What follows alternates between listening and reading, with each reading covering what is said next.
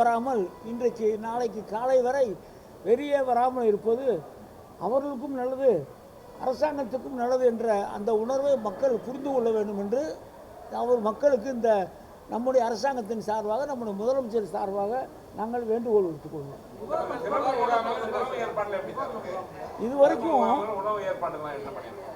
இதுவரைக்கும் 4 முகாம் தான் உண்டாயிருக்கு.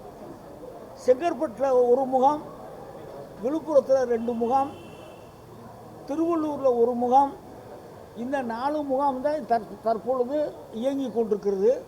அவருக்கு வேண்டிய உணவு வசதியெல்லாம் செய்து கொண்டிருக்கிறோம்.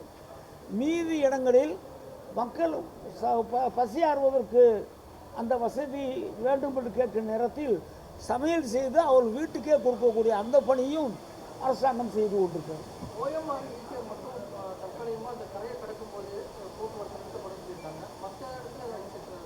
இல்லை, அது கடற்கரை ஓரமாக இருக்க அந்த ரோடை மட்டும் நம்ம நிப்பாட்டி, மிச்ச இடத்த நம்ம போக்குவரத்தை நம்ம நிப்பாட்ட முடியாது. அந்த கடற்கரை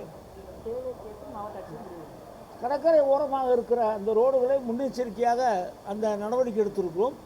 இன்னும் வேறு இடங்களுக்கு பாதிப்பு வரும் என்று சொன்னால் அந்தந்த மாவட்ட ஆட்சித்தலைவர்கள் தகுந்த ஏற்பாடுகளை செய்வார்கள்.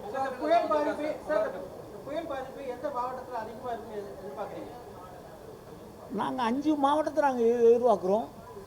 புயல் கரையை கடக்கிறது மகாபலிபுரத்துக்கும் பாண்டிச்சேரிக்கு நடுவில் கரையை கடக்கிறது. அந்த பகுதியில் நமக்கு பாதிப்பு இருக்கும் என்று எதிர்பார்க்கிறோம். அதுக்கு வேண்டிய முன்னேற்பாடுகளை நாம் செய்து கொண்டிருக்கிறோம். சென்னையில் கூட பார்ப்போம் என்று சொன்னால், நம்ம இதுவரைக்கும் மழையை பார்த்திங்கன்னா சென்னையில் 4 சென்டிமீட்டர் தான் மழை பெஞ்சிருக்கு.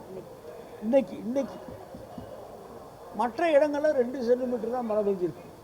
அதெல்லாம் நாங்கள் ரொம்ப யோசனையாக கவனமாக பார்த்துக்கிட்டு இருக்கோம். முதலமைச்சர் அவர்கள் வீட்டில் இருந்தாலும் செக்ரட்டரியேட்டில் இருந்தாலும் எங்கே இருந்தாலும் இதன் மீது கவனமாக இருக்கிற காரணத்தால் நாங்கள் அவருடைய வேகத்துக்கு ஏற்றால் போல் நாங்களும் பணி செய்து கொண்டிருக்கிறோம்.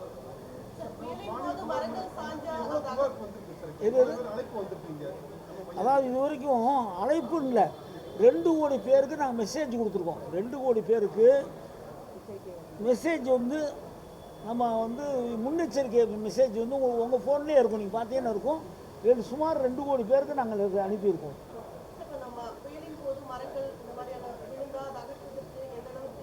இல்லைம்மா, எல்லா ஏன்னா ஏற்கனவே நமக்கு முன்னனுபவங்கள் நிறைய இருக்கணும்.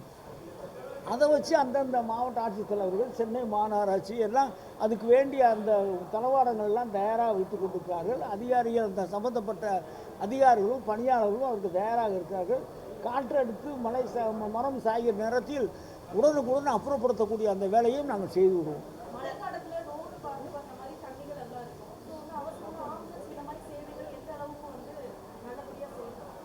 ஆம்புலன்ஸுக்கு எல்லா வகையிலும் முன்னுரிமை இருக்கும். ஆம்புலன்ஸ் போவதற்கு எல்லா வகையிலும் எந்த பகுதியாக இருந்தாலும் அதற்கு முன்னுரிமை கொடுத்து போக வேண்டிய பகுதிக்கு போக முடியாத ஒரு சூழ்நிலை வந்தால் கூட அதுக்கு காவல்துறையினுடைய பாதுகாப்பு வழங்கி அவர்களுக்கு வேண்டிய அந்த பாதுகாப்போடு மருத்துவமனைக்கு கொண்டு சேர்ப்போம்.